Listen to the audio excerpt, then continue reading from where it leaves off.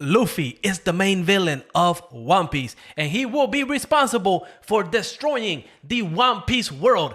Yes, I might sound kind of crazy, but hear me out, because after reading chapter 11, 13 of One Piece, all the pieces came together. And the story that we're being told is probably the biggest lie in anime and manga history. So without further ado, let's go ahead and get started. So obviously, we're going to be talking spoilers, specifically with chapter 11, 13, and the big reveal, right? And that reveal was that the world is sinking. We know Vegapunk's message is essentially saying that the world is sinking, and essentially it's a world-ending event, right?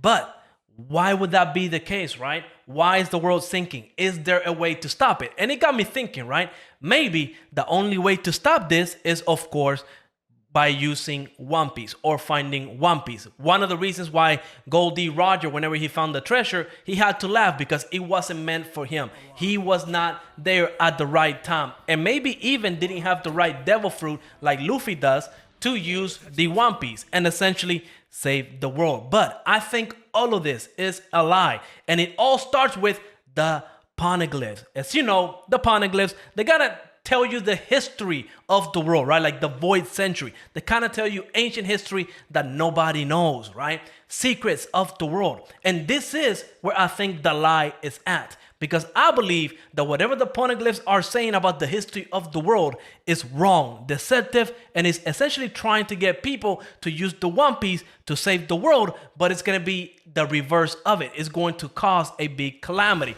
So let's actually break this down a little bit further. Now, to dive deeper into this theory, where I believe that the Poneglyphs are actually a lie about the history of One Piece, of the world of One Piece, we have to talk about the world government and Imu and the five elders, right? Because we know they are hunting anybody that can read the Poneglyphs, right? And why would they do that, right? If the Poneglyphs are essentially leading, people to laughter where the One Piece is at, and if we are under the assumption that whatever the One Piece is could essentially save the world from sinking, why would the world government stop that, right? Why would the world government start hunting anybody that can read the Poneglyphs to the point of extinction? I mean, as of right now, I believe only Nico Robin is the only person that can read the Poneglyphs, right?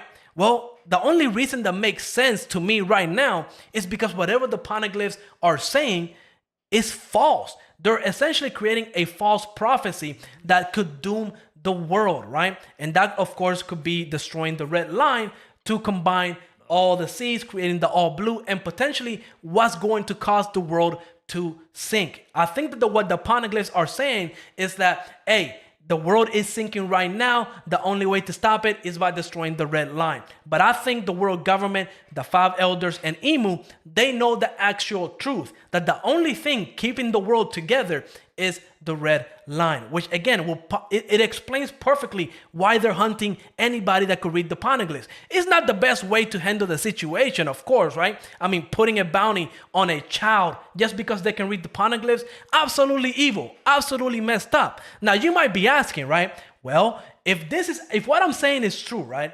Why would the world government go to such lengths? Well, I can also maybe theorize about that. Because to me, it doesn't make any sense as to why the world government would try to stop anybody from saving the world, right? And of course, this is all under the assumption that whatever the One Piece is the one thing that we need to save the world from sinking. Why would the world government try to stop that, right? Or more importantly, why would the world government not go after it themselves, right? Which again, it kind of brings back to the five elders and Imu, right? Me believing that they know the truth, and the real truth is that whatever the One Piece is going to have some huge destruction whenever it's used or whenever it's found by the right person. And in this case, it's going to be Luffy, because he also has the devil fruit that I am guessing is one of the requirements to either finding the One Piece or using the One Piece, right? That's the one thing that Goldie Roger didn't have at the time.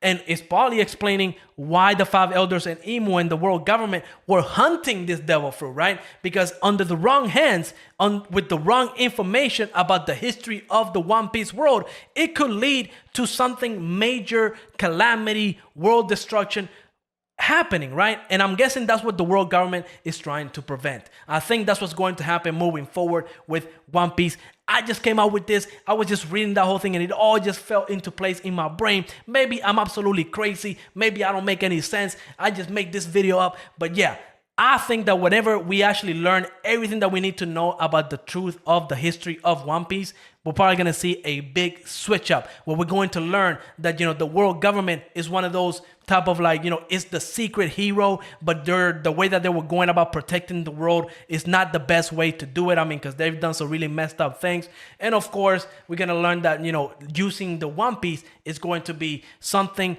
that's going to be a big mistake, irreversible damage, and it's going to affect Luffy in some way. And, after that, well, we might get, One Piece, Luffy Next Generations, who knows, right? Anyways, let me know what you think about this video, and like always, make sure to leave a like, subscribe, and I will see you on the next episode. Peace out. Oh.